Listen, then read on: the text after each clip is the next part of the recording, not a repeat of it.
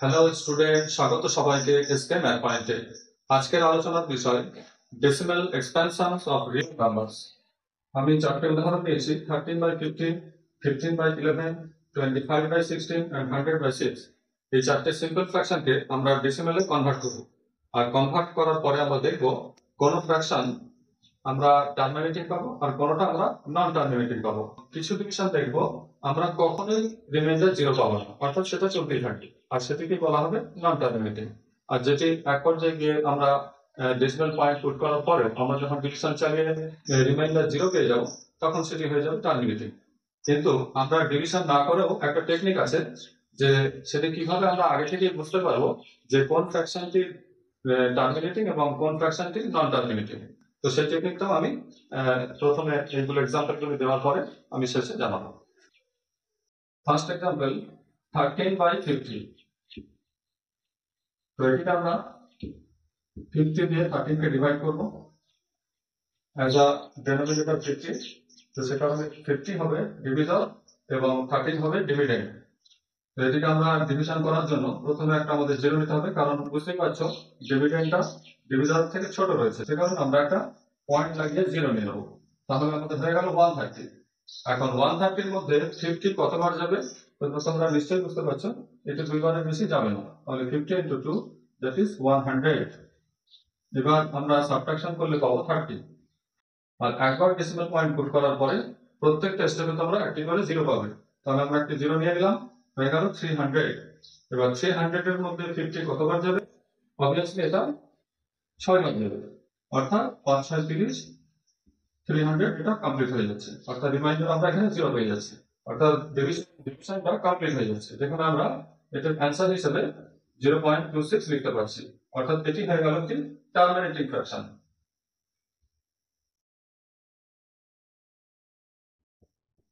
Terminating decimal বলে দিতে হবে, টার্মিনেটিং ডেসিমাল। এবারে আমরা চলে যাব নেক্সট এক্সাম্পলে 15/11, যেখানে 15 কে ডিভাইড করতে হবে 11 দিয়ে। যেহেতু এখানে ডিভিডেন্ড থেকে বেশি আছে, তাহলে আমাদের প্রথমে জিরো নিতে হবে না। তাহলে প্রথমে 11 1 যায় 11, আমাদের 4 আছে সাবট্রাকশন, পয়েন্ট লাগিয়ে 0। 40 হলো, 40 এর মধ্যে 11 নিশ্চয়ই 3 বারের বেশি যাবে না। আবার সাবট্রাকশন করবো, তাহলে পাবো 7। পয়েন্ট একবার দেওয়ার জন্য আমি বলেছিলাম যে প্রতিবারে একটি করে জিরো পাওয়া যাবে, তাহলে হলো 70। তাহলে 6 বারের বেশি যাবে না, তাহলে পাচ্ছি আমরা রিমাইন্ডার 4। আবার পয়েন্টের জন্য জিরো পাওয়া যাবে, তাহলে হচ্ছে 40। তাহলে 40 এর মধ্যে আমরা দিতে পারবো এখানে ম্যাক্সিমাম 33। আবার রিমাইন্ডার পাওয়া যাচ্ছে 7, পয়েন্টের জন্য আবার জিরো পাবো, তাহলে এখানে 6 বারের বেশি দিতে পারছি না, তাহলে হয়ে যাচ্ছে 66।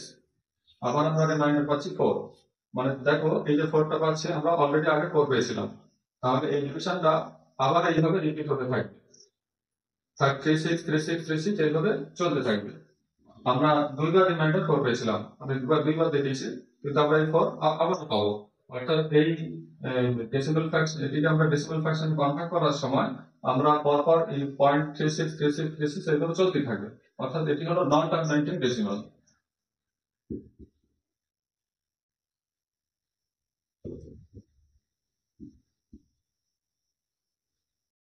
যদিও এতটা করার প্রয়োজন নেই, প্রথমেই তোমরা এই দুটো ডিজিট পর্যন্ত করলেই যথেষ্ট, কারণ তারপর থেকে অবশ্যই রিপিটিং ছাড়া অন্য কিছু পাওয়া যাবে। আমরা অলরেডি এখানে আমরা সাবট্রাকশন 4 পেয়েছিলাম, যেটা 0 লাগিয়ে 40 করেছি। আবারও দেখো এখানে 4 হচ্ছে 0 লাগিয়ে 40, অর্থাৎ সেম রিমাইন্ডার চলে আসছে, এবং তারপরে 40 যেটা হচ্ছে পয়েন্টের জন্য, তখনই এই ডিভিশনটাকে স্টপ করে দেওয়া যাবে। অর্থাৎ আমরা বুঝতে পারছি এরপরে কি হতে পারে, কারণ আমরা বুঝতে পারছি 0.36 36 এইভাবে করে এটি চলতে থাকবে। তো সে কারণে এটি হলো নন টার্মিনেটিং ডেসিমাল। এখন আমরা প্রথমটা দেখলাম যে টার্মিনেটিং, এবং সেকেন্ডটা দেখলাম নন টার্মিনেটিং।